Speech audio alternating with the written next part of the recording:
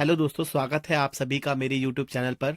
I hope आप सभी मेरे यूट्यूब वीडियोस देख रहे हैं और आपको ये कहीं ना कहीं हेल्प कर रहा होगा आपके एमबीए के एग्जाम्स में। सो कल जो हमारा एग्जाम है वो है एमएमपीसी 17 का, जिसके रिगार्डिंग मैं टॉप 15 क्वेश्चंस को यहाँ डिस्कस करने वाला हूँ। आई होप एटलीस्ट 3 क्वेश्चंस भी अगर इसमें से फंस गए, आपके 15 क्वेश्चंस देखने से अगर 3 क्वेश्चन भी आपके अटेम्प्ट कर पाते हो तो 60% का पेपर आपका अटेम्प्ट हो जाएगा, which is more than enough. और बाकी 2 क्वेश्चंस आप बना बना के रैंडमली कर भी लोगे तो आप इजीली पास हो सकते हो, बल्कि अच्छे नंबर स्कोर कर सकते हो। सो मेक श्योर ये वीडियो आप लास्ट तक देख सकें। और अगर आपको ये वीडियो जरूर अच्छा लगे तो आप जरूर लाइक शेयर सब्सक्राइब जरूर कीजिएगा। ठीक है, चलिए अब डिस्कस करते हैं क्वेश्चंस को। सो फर्स्ट क्वेश्चन है, describe the process of corporate planning and state its benefits.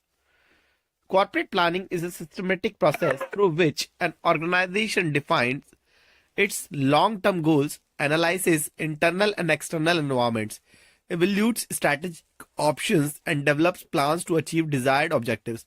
The key steps include environmental analysis, studying internal strengths, weaknesses, and external opportunities threat, setting corporate objectives, defining long-term goals aligned with mission and vision, strategic formulation, developing strategies such as growth, stability, and retrenchment, action planning, preparing detailed functional and operational plans, resource allocation, assigning financial, human, and physical resources, implementation, executing strategies across departments.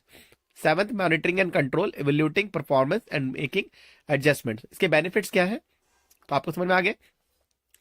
7 जो है इसके अपने हैं कि इसकी systematic process कैसी रहती है, इसमें क्या स्टेप्स इंक्लूड रहते हैं। वो 7 स्टेप्स जो इंक्लूड है वो है environmental analysis, setting corporate objective, strategy का formulation, action planning, resource allocation, implementation, monitoring and control. ठीक है, बेनिफिट्स क्या है? Improves coordination and integration across departments, provides long term direction and clarity, enhances resource utilization, facilitates better decision making, helps anticipate future opportunities and threats. Explanation करते हैं थोड़ा सा इसको अपनी भाषा में। कॉर्पोरेट प्लानिंग एक सिस्टमेटिक प्रोसेस होता है जिसमें कंपनी अपना लॉन्ग टर्म गोल सेट करती है, एनवायरमेंट एनालाइज करती है, स्ट्रैटेजीज बनाती है और उनको इंप्लीमेंट करती है। इससे डायरेक्शन मिलता है, रिसोर्स सही जगह यूज होते हैं और फ्यूचर प्रॉब्लम्स पहले से आइडेंटिफाई हो जाती है। ठीक है, कोई दिक्कत नहीं है, बहुत ईजी पेपर है, बना बना के भी करोगे तो भी हो जाएगा। क्वेश्चन सेकंड है, what do you understand by mergers and acquisitions, Why do organization go for them? Mergers माने मिलना, एक्विजिशन माने किसी चीज को एक्वायर करना, यानी उसे हासिल करना। Merger is the combination of 2 or more firms into a single entity. Acquisition mean one company taking over the ownership and control of another. Reason of merger and acquisition: to achieve economies of scale, to increase market share, to enter new markets or product lines, to reduce competition, to acquire new technology or talent, tax advantages. Synergy benefits: 1 plus 1 is less than greater than 2 effect. Explanation करते हैं इसका। Merger मतलब 2 companies का मिलकर एक बनना, acquisition मतलब एक कंपनी दूसरी को बाय कर लेती है।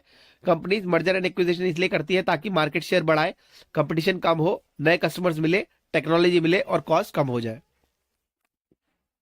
क्वेश्चन थर्ड है आपका, operating advantage and disadvantage of MNC multinational companies across to global resources and talent, economies of scale, technology superiority, wider market reach, better research and development capabilities. Example, Apple, Toyota, Samsung operate efficiently across countries. Disadvantage क्या है? Cultural and communication issue, high operational costs, political risk in foreign countries, ethical issues like exploitation concerns, complex coordination across geographies. Explanation: MNCs को global resource मिलते हैं, उनकी technology strong होती है और markets large होते हैं, पर चैलेंजेस जैसे कल्चरल डिफरेंसेस, पॉलिटिकल रिस्क और कोऑर्डिनेशन प्रॉब्लम भी आते हैं। क्वेश्चन 4 है हमारा, different kinds of entry strategies and explain any 2। Entry strategies क्या है? Entry strategies include exporting, licensing, franchising, joint venture, strategic alliance, wholly owned subsidiary, merger and acquisition. अगर आपने एमएमपीसी 16 किया होगा 3rd सेमेस्टर में तो वो क्वेश्चन आपका इससे मिलता जुलता है। जैसे कैसे हम ग्लोबल मार्केट में, इंटरनेशनल मार्केट में एंटर कर सकते हैं, वही सारी चीजें यहाँ पे डिस्कस हुई है। तो ये पढ़ा हुआ है पिछला, इसलिए आपको और इजी होना चाहिए कि आप 4th सेमेस्टर में हो। अगर आप नहीं बना पा रहे हो तो it's a shame on you, clearly बोल रहा हूँ। तो ये सब कुछ पढ़ा हुआ है आपका, तो 4th सेमेस्टर तो बहुत ही मक्खन निकलना चाहिए। एग्जाम्पल 1 है franchising. A company allows another to use its brand and business model. McDonald's franchisees in India. Example 2 joint venture. 2 firms form a new entity for a specific person like Tata Starbucks in India. Explanation: entry strategies वो तरीके हैं जिससे एक कंपनी foreign market में enter करती है, जैसे फ्रेंचाइजिंग, ब्रांड यूज करने का राइट देना और जॉइंट वेंचर, दो कंपनीज मिलकर एक नया बिजनेस बनाना। क्वेश्चन 5 है concept of E business and models of E business. E-business refers to conducting business processes through digital networks, mainly the internet. It includes online buying, selling, supply chain management, digital marketing and e-payments. Models B2B, business to business like IndiaMart, जो business to business cater करता है। B2C like Amazon, जो business to customer को cater करता है। C2C like OLX, जहां पे एक कस्टमर दूसरे कस्टमर से कनेक्ट करता है। C2B, customer to business, freelancers offering services. B2G, business to government like e-tenders. Explanation, E business मतलब ऑनलाइन बिजनेस ऑपरेशंस। मॉडल जैसे B2C, B2C, C2C एटसेट्रा बताते हैं कौन किसके साथ डील कर रहा है। Question 6 steps in developing and research and development strategy. पहला है आइडेंटिफाई बिजनेस गोल, दूसरा है असेस टेक्नोलॉजी ट्रेंड्स, थर्ड है evolute internal research and development capability, set research and development objectives, resource allocation, develop project portfolio, implement research and development initiatives, review and commercialize outcomes. Example, pharmaceuticals company like Pfizer invest in research and development for new drug development. Pfizer आपको पता होगा, Pfizer वो company है जिसने Viagra का इजाद किया था, समझ रहे हो, उसका पेटेंट आज भी इसके पास है। तो Pfizer बहुत सारी मेडिसिन करती है, तो जिसके वो पेटेंट रखती है, जिसका ड्रग फॉर्मूला वो किसी को जल्दी शेयर नहीं करती है, तो उसके पास उसके राइट्स रहते हैं, तो वो अपने रिसर्च और डेवलपमेंट में बहुत ज्यादा कॉस्ट लगाती है। ये अमेरिकन कंपनी है। ऑन द अदर हैंड, जब इसका एक सर्टेन पेटेंट पीरियड खत्म हो जाता है तो फिर उसकी रेप्लिका या उसकी जेनरिक ड्रग्स बनना स्टार्ट हो जाती है अदर मार्केट्स में। रिसर्च एंड डेवलपमेंट स्ट्रेटेजी बनाने में गोल्स डिफाइन करना, टेक्नोलॉजी ट्रेंड्स दिखाना, रिसोर्स एलोकेट करना और प्रोजेक्ट रन करना होता है। Basic of knowledge management system KMS। A KMS is a structured system that helps organization create, store, share and utilize knowledge.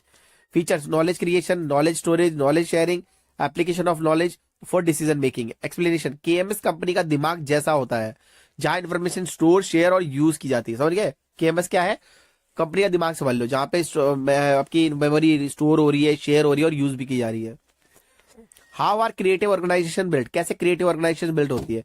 Creative organization encourage innovation through open culture, freedom to experiment, supportive leadership, team diversity, reward system for new ideas. Google's 20% rule encourages employ to work on creative project. Creativity तब आती है जब employees को freedom, support, idea share करने का मौका और reward मिलते हैं। अगर आपको कोई बोले कि भैया 8 घंटे काम करो और लास्ट में जाते जाते आधा घंटा बैठ के क्रिएटिव आइडिया देना है, बैठ जाओ, कौन क्रिएटिव आइडिया देगा? सब अपने घर नहीं भाग जाएंगे टाइम पूरा करने के बाद। क्रिएटिव आइडिया कब दिया जाते हैं? जब आपको उसको विद इन टीम थोड़ा फ्रीडम दो कि भाई अभी थोड़ा देर ड्रेस सेट जाओ, 10-15 मिनट में जाके थोड़ा अपना कुछ विचार दो कि क्यों ऐसा हो रहा है। विद इन अगर तुम ऑफिस टाइम्स में मांगो तो देगा। अब तुम सोचोगे भैया कि पहले तो 8 घंटे खच के काम ले लूं और फिर आधा घंटे से क्रिएटिव आइडिया पूछूं, नहीं, तब नहीं आएंगे भाई। सब चीजों की एक फ्रीडम देनी पड़ती है, लिबर्टी देनी पड़ती है लोगों को, तभी वो आपके हित में सोचते हैं। जब आप उनके हित में सोचोगे तभी वो आपके हित में सोचेंगे। 9th है features and determinants of corporate policy. Guides decision making, long-term orientation, consistency and stability, flexible to environment. Determinants: organizational culture, leadership, external environment, resources, government regulation. Explanation: corporate policy एक गाइडलाइन होती है जो decision को direction देती है। इसको culture, leadership, resource और environment affect करते हैं। Nature and scope of corporate strategies. Corporate strategies influence overall performance and include growth strategies, expansions, diversification, stability strategies, retrenchment strategies, international strategies. These strategies define long-term direction and resource allocation. Corporate strategy बताता है company का long term plan क्या है, जैसे growth, stability, retrenchment, global expansion etcetera. Diversification के advantage और disadvantage. Diversification, expansion into new products and markets. Advantage, risk reduction रह जाता है, ग्रोथ अपॉर्चुनिटी मिलती है, यूज ऑफ सरप्लस रिसोर्सेज हो जाता है।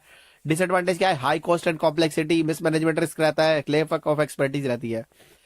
डाइवर्सिफिकेशन मतलब नया बिजनेस लाइन शुरू करना, रिस्क कम होता है पर कॉम्प्लेक्सिटी बढ़ जाती है। Question 12 cost and risk of strategic alliances. Loss of control, knowledge leakage, cultural mismatch, conflict of interest, uncertain returns, high coordination cost. Explanation: alliance में पार्टनर का साथ कॉन्फ्लिक्ट, कल्चर इशू और नॉलेज लीक होने का risk होता है। Domestic firm advantage versus MNC. A domestic firm operates with in one country only. Advantage better local market understanding, less regulatory burden, lower operating cost. Disadvantage of MNC, limited resources, less technology, small market size, lower competitiveness. Domestic firm सिर्फ एक country में काम करती है, उनके पास MNC जैसा capital, technology और market reach नहीं हो पाती है, जिसकी वजह से उन्हें हमेशा स्ट्रगल करना पड़ता है. Why do MNC invest in abroad? क्यों भाई? To access new market, to reduce production cost, to acquire resources, to diversify risk, to avoid trade barriers, to take advantage of skilled labour. देखो ये भी आपने एमएनपीसी 16 में पढ़ ही रखा था. ये जो आपने global by company go for international market, उसको आप बना बना के यहाँ पे लिख सकते हो. वही आपका पिछला पड़ा हुआ है. ये एमएनसी फॉरेन कंट्रीज में इन्वेस्ट इसलिए करती है क्योंकि उन्हें बड़ा मार्केट, चीप लेबर और न्यू अपॉर्चुनिटीज मिलती है. Role of IT in implementing strategy.